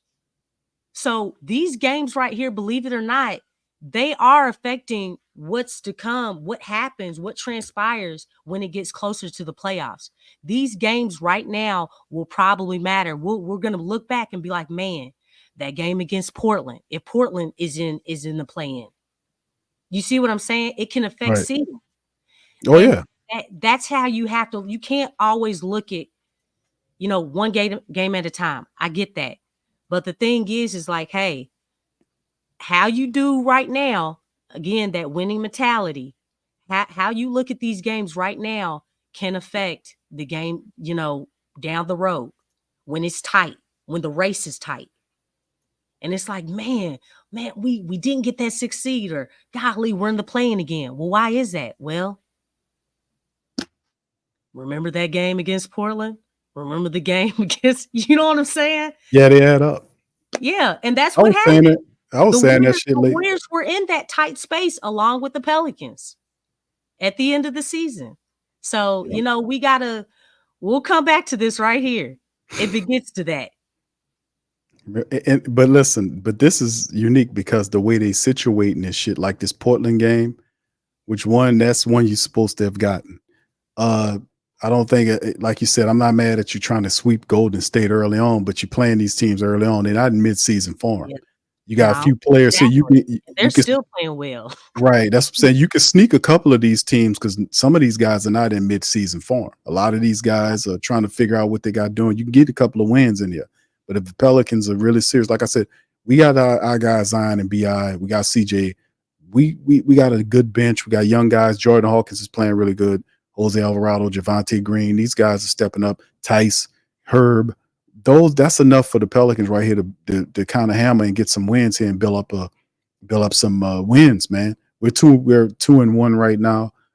We face off against Golden State Tuesday and Wednesday. Be cool to get those lost. That will be taken seriously to a degree. Be building up a reputation is what you're doing. Got to build that rep to get respect by beating these teams, especially with Draymond Green. Anytime he talks shit, you want to just stop him in the ground or be validated by his comments. Everybody knows physicality. Listen to what Willie Green said tonight. He said, what was one of the difference makers? He said play with force. Huh? He said play with force. Yeah. It's basically what you're saying, but it's for it ain't the same. Look, which one do y'all choose? Force or violence? I know what you're getting at. There's two different things.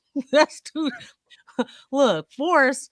Look, you going to some physics type stuff. You know what I'm saying? Willie's not going to use over. You know, come on, Lex. You know violence is to the point. Okay. He's not going to use Borrego.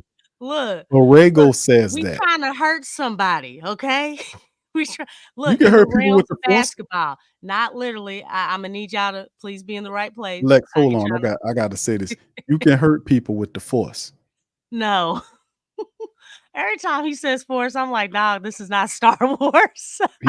Listen, you can hurt people with the force. Look, this is reality. You know what I'm saying?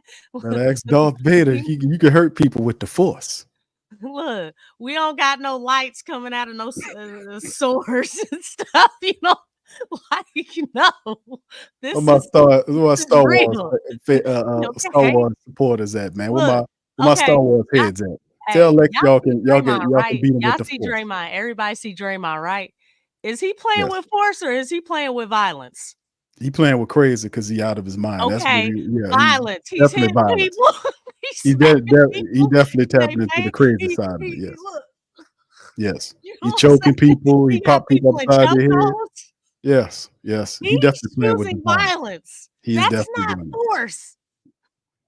Now, I'm not saying that you have to be that violent to the point where, because he should be kicked out of a lot of them games. And he ain't kicked out. He ain't ejected enough. Nah. But we need more of that type of violence, right? We got Javonte Green. He's pretty. I don't know if he can say violent, but he got a little chip on the shoulder. Well, he's street dude. You know what I'm saying? He definitely played. He is. Yeah. So I mean, you can tell. Jose got a little. Jose is kind of. Now I will say this. Chihuahua in him, but he good. Why did you say Chihuahua? He pesky, he be right looking around at that, and I see Jose in the other game against Portland. Jose was doing the Chihuahua energy. He was throwing it at that moist referee, saying, "What did I do to get?" You know how he walks up to him, like he got his hands out, imploring him. What did I do wrong? Gosh, he said a Chihuahua. Yeah, he got that Chihuahua energy. Every now and again, Jose do his dog thing, man. But it's a different energy. And I'm not saying you got to be street to have violence. I don't want y'all to think that. There's some suburban and country folk who violent too. Okay, all right. Yeah. Okay. Country folk. And I'm one of them. you know what I'm saying? I'm one of them. Country folk keep that pistol. My grandfather and all. I ain't gonna even get into that. Look, country folk, the real country folk who go out hunting. They're cool, but they'll put that pistol on your ass. Yeah, they sure will. Mm-hmm. Don't they step a foot on the property? Oh yeah, they use that pistol to hunt and to shoot you in your ass. That's what the bottom line is. Get off my property. Mm-hmm. Oh yeah, man. Hey, don't play. There's Southern hospitality. You ain't never lying, man. I tell you what. Yeah, my people from the country. And I tell you what, my grandpa, grandma, all them, man. Yeah. Grandpa kept them pistols. Oh yeah. Cigar boxes. A whole bunch of them, right? Yeah, he had them. He had boxes, cigar boxes with coins in them and pistols. So coins and pistols. All right. Yes. Hey, you walk in my grandfather's house, all you see is animals on the wall. Look, look, who chose violence?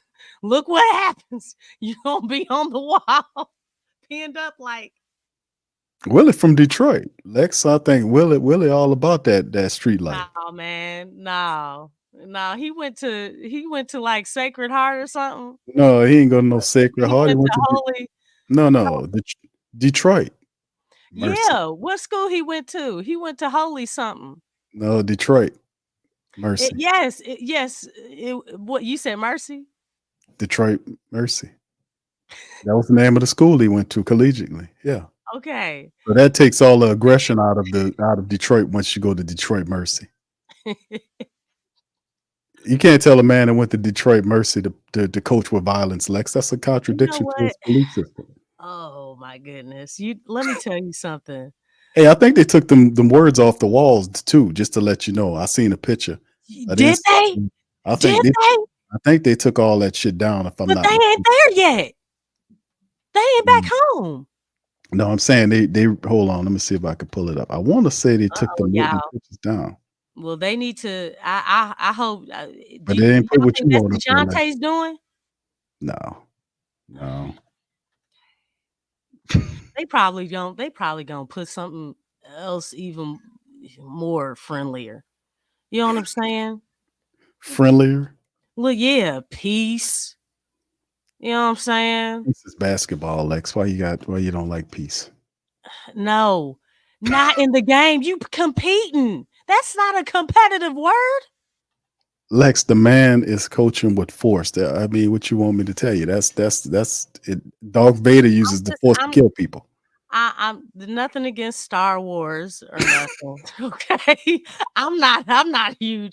I like Return of the Somebody Jedi. tell That's Lex the that. Only one I got into. Could somebody tell Lex that Darth Vader used the force to kill people? Could you let her know that? Violence is such a. Hey, ask Borrego. Ask him. I like what Borrego said. Let's ask him. I like what he said. Yeah, speed and violence. Yes. All right, team on 3. 1, 2, 3, team. Yes. I agree about that. Come on, man. I mean, he even agrees with me. I gotta give him that. Yeah, that was pretty cool, though. That was beautiful. I love that speech, man. I was like, man, that hit me right here. Now that was love. That was love right here. Oh my gosh, speed and violence. Oh, woo. Speed and violence. Yeah. Look, too fast, too furious. All right. I'm done. Well, we gonna see, Lex. We gonna be all right, man. We gonna get back into it. We're gonna win this game against Golden State. It's a 2 test right now coming up. Back-to-back matchups against Golden State. We can sneak a couple of wins in there, man. Like I said, what's the count right now against the Clippers? Because the Clippers lost last night. The Clippers actually playing them. They're about to win this game. It looks like they are. Okay, they're up right now. They had an extra push, but you know what though? One thing I will say about the Clippers, because I have been watching their games, they've been balling. They have been balling, man. They early on, Lex, and they fall off the cliff. Huh? They do that thing where they ball early on, then fall off the cliff later on in the season. No, they have a lot of young guys. They have a lot of guys. They have guys that they playing with a chip. And so they going out there and they're playing. They're out there playing. I was actually surprised because they actually came back on the Suns. It's a little different too, Lex. The Clippers playing with that new energy. They got that new stadium out there. That's the first time I want to say since they left San Diego that they had their own building. They've been sharing a building with the Lakers for forever. Probably a refreshed feeling. Feeling like they got their own building. Our own identity. Yes. Like, we ain't with the Lakers. We got our own thing. And then the thing is, because that Intuit Dome is nice. Have you seen outside? They shown videos. They got a beast mode basketball court like right outside the stadium. I'm like, dog, I might have to make a trip. That is it. Like the lighting's all nice. I mean, they really did it up out there. You know, Yeah, for that guy's yeah. stuff. He spent like I want to say $1 billion on that. $2 billion It on that looks building. it. It looks it. And then the jumbotron, Mhm. that jumbotron is beast mode. Yeah, that guy spent a lot of good money on that, man. That's Yeah. what I'm saying about the Clippers, man. They got a sense of identity. Feeling Yeah. pretty good. First Shoot. time since they left Hey, San Diego, man. They hey, got it. So that's you big know ups what to them. though? Yeah, I gotta give kudos definitely to that dude because he wasn't hesitant. He's like, man, we gotta gain some respect. What you doing? He's spending bread. I wish that would be done here. You know what I'm saying? It would be nice. It would definitely be nice. But yeah, it is nice. Yeah, he Yeah, did it big there's time. a video right here that's showing a lady taking you inside to see what it looked like on inside um that damn screen at the top there, man. It's ridiculous, man. Yeah, it is. It's very high tech too, man. Oh yeah. Yeah, it's very, very futuristic. That is just golly, man. You know, when the Olympics come, you know they're gonna be using that place. Look at that. That's tight. The Pelicans licking their chops saying, man, we want that too. You ain't getting nothing. Yeah, You better start winning some yeah. shit. You don't have well, the thing is the Clippers haven't won nothing either. They just have an owner who's willing to spend bread. Hey, you know what's crazy? You know, As murky as the Clippers been, Lex, I would dare say the Clippers have a better track record of success than we do. And the Clippers for a long time was a laughing stock. well, they're still considered to be a small market team though. Who says? I mean, a lot of analysts. Compared to the Lakers are the big market team, and the Clippers are the small market team. And I know it's in LA. I know it's kind of weird saying that because it is in LA. But when you look at them compared to the Lakers have the bigger market. Even Right. when the Clippers were beating them, Paul George talked about it. You know, he said fans would always come up to him and be like, "Man, why are you playing for this little team?" You know what I'm saying? This Well, is like, they always he said he was always getting clowned like, dog, like, yeah, you beat them, but you still on the small market team. You know what I'm yeah, saying? because they It's like sold it's out, not really man. respected. Now, because they sold out. The Clippers sold out and left San Diego to go to Los Angeles to make money, and they didn't have a building, so they basically became B tenants for the Lakers. So the Lakers had dominance over the building. So that's what happened with them. But you got a guy built his own damn stadium. They are the little brother. I give you that. That's true. I Yeah. mean, they don't have any championships. Lakers got like They what, don't. 16, And 17 that's what it championships? really is the Yeah. championships. Yeah, So 17, something like that. they had beaten the Lakers like what 10 times in a row before they finally beat them. But they hadn't beaten Something them like that. in some years, and they were still considered to be that little brother. Well, that's So understandable. That's understandable when you're dealing with a team that got like what, how many championships the Lakers have? 16, 17 championships? 18? I they don't had know how many they 17 because 17 championships. they were tied with the Celtics, and the Celtics got 18 now. So they just that definitely relegates you to permanent status as a little brother. But congratulations on Ballmer building his own building to get the hell on out of Yeah. there, man. So that's what's all about. But that's the start. That's the start of building something, like having a big market mentality.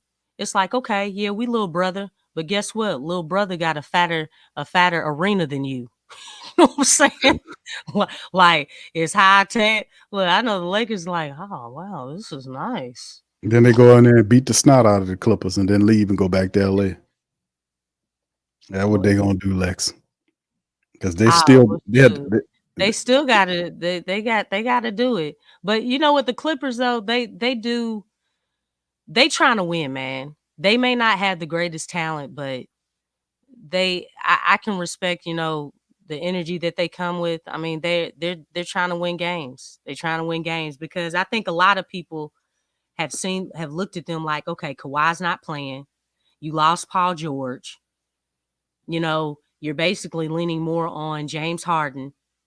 It's like you lost, Plumlee, just other pieces. Yeah, Mason Plumlee.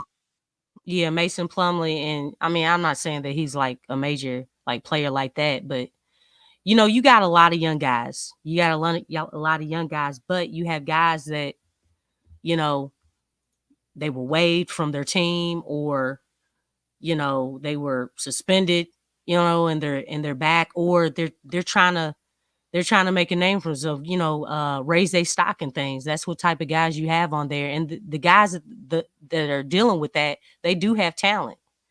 I know, I think Kai Jones, like I know he was waived from North Carolina, but he's talented. The dude's a baller. Plays with a lot of energy. Really active around the glass. And then Kevin Porter, he dealt with that domestic thing. So, those are just two guys, but and then you have Derrick Jones Jr. He was with Dallas. He was in the finals.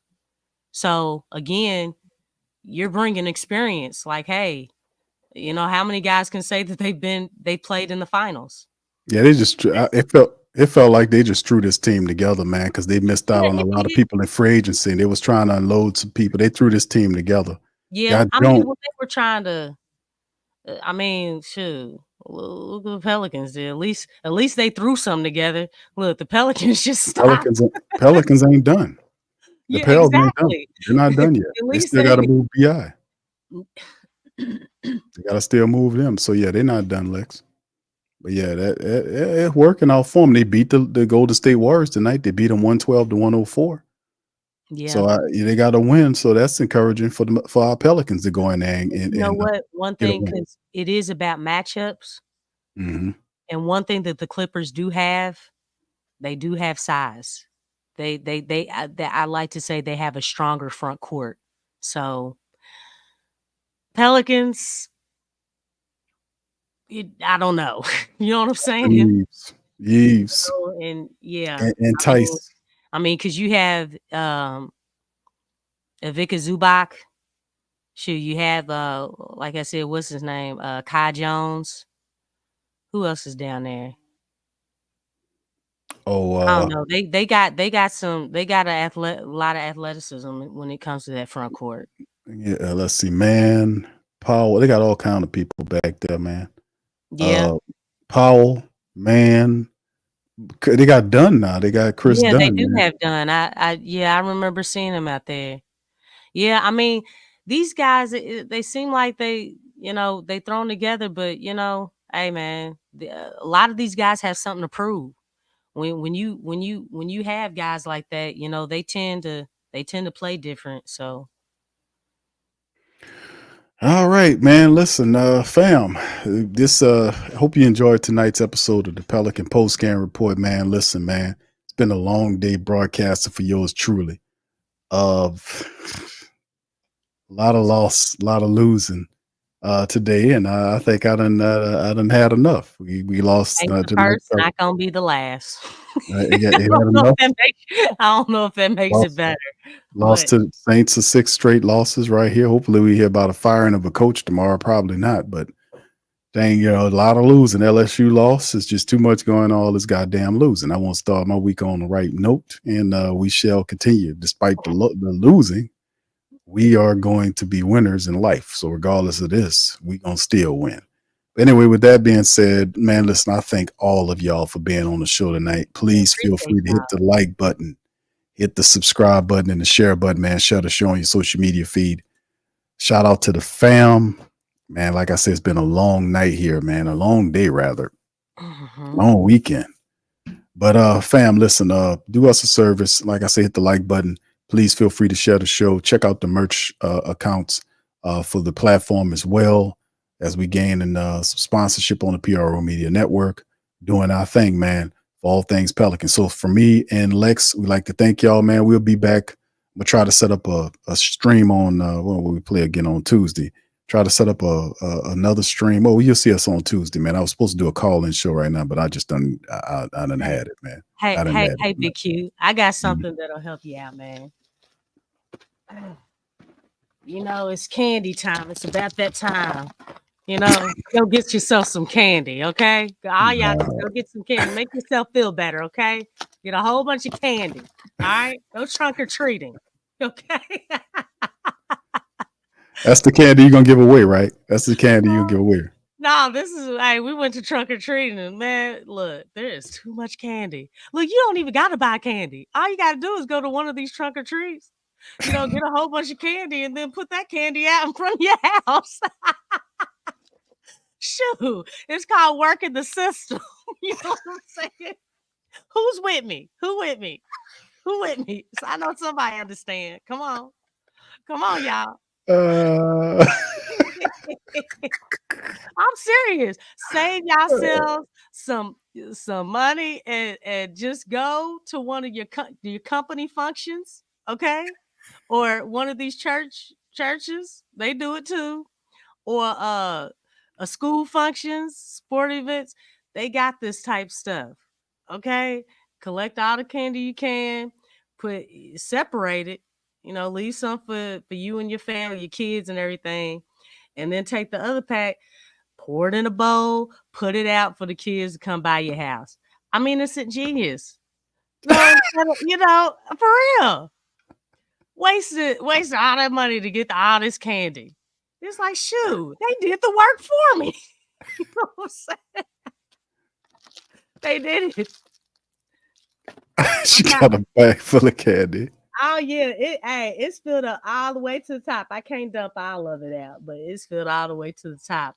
Capri Suns, shoot, you know. All right, so Lexxah's the candy lady, man. So listen, man. We're gonna get out all that. She got all kind of. This will make you feel better with all them losses. Don't get no sugar rush. If you got diabetes, watch your sugar. Make sure you take your insulin and all that stuff. Your cinnamon pills. No. You know what I'm saying? Okay. Hey, it comes with a disclaimer. Find ways to think all this stuff through. I'm just trying to help with some ideas. Okay. I'm not mad at you.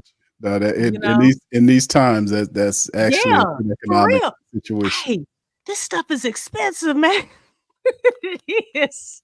It ain't like, hey, you remember back in the 60s, 70s, they had the king size bars for 25 cents. My mama told me about that. 25 cents, the king size, y'all. Can y'all believe it? That was real. Mm-hmm. Inflation is crazy. Okay. Okay. She said it was so much force, man. Hey, y'all know this stuff is real, man. It's real. It hits home.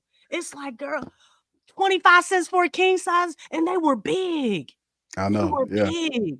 25 cents. That's real, y'all. How much is it now? How much is it now? How much is it? A lot. It's like $2.29. So it's $3, maybe $4. That's crazy. King size. Now they call it share. They call it share size now. So you gotta listen to your parents and your grandparents. They be knowing stuff. They'll tell you the history on all this stuff. You could get groceries for $20, y'all. Groceries. Can y'all believe that? Yes. Like, I'm just saying. It's that's all gone now. Lexxah doesn't go away. It's all high as hell now. All right, y'all. We're gonna holler at y'all on the next stream. Much love to you. I hope y'all enjoyed yourself. We'll holler at you on the next one. Much love. Go Pels. Peace. You're listening to the Pelicans postgame report on the PRO Media Network for all things Pelicans. Perfect. Fly Pelican, fly Pelican, fly Pelican. And I tell them that. Birds of a feather, fly down, I'm a Pelican forever. Pelican forever. Ain't gon' lie, I feel flyer than I ever been. We stay ballin', this New Orleans, I'm a Pelican. It's going down in the nest, wild, wild west. Come in town and you best, show us some respect. 3-point threat. I better make it rain. If it's something, don't jump stupid like your ankle sprain. Always said, never hate the player, hate the game. Jumper where the dame late, punch a train. Swish. Post game, Big Q, talking about business. Bird gang, YouTube, they ain't flocking with us. Lock up the division mission, get into the finals. Finish competition, then it's going win the title. I know this flyer than you can get. Such a threat that the refs just might call a tag. You can double, you can press, but you can't check. Right, left, slide by you like a Eurostep. Fly Pelican, fly Pelican, fly Pelican. And I tell them that birds of a feather flock together. Fly down, I'm a Pelican forever. Pelican forever. And never, and never, and never, and never, and never, and never. Say birds of a feather flock together. Yeah, fly down, I'm a Pelican forever. Pelican.